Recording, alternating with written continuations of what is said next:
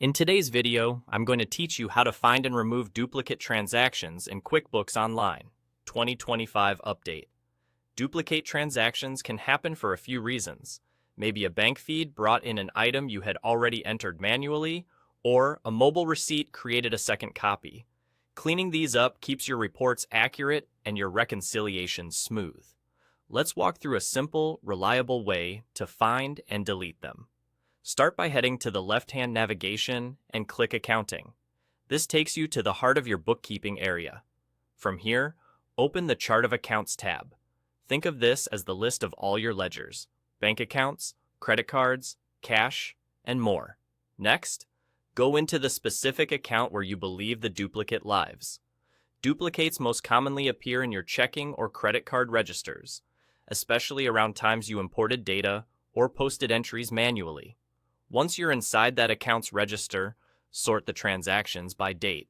Sorting by date pulls likely duplicates together so they're easier to spot side by side. Now, scan the list and look for transactions with the same or very similar amounts and descriptions around the same date. Pay attention to the payee, memo, and the exact dollar amount. Recurring charges, subscriptions, and common amounts like round numbers tend to show up more than once. Also, make sure you're not confusing a legitimate split or a reversal with a duplicate. If two items look identical in date, amount, and description, that's a strong indicator you found a duplicate. If you're ever unsure, pause and compare with your bank statement or receipt before taking action. When you've identified a duplicate, click the transaction to review the details one more time. Confirm it's truly an extra copy and not the one tied to a payment, deposit, or other workflow you need to keep. Once you're confident it's the duplicate, click Delete.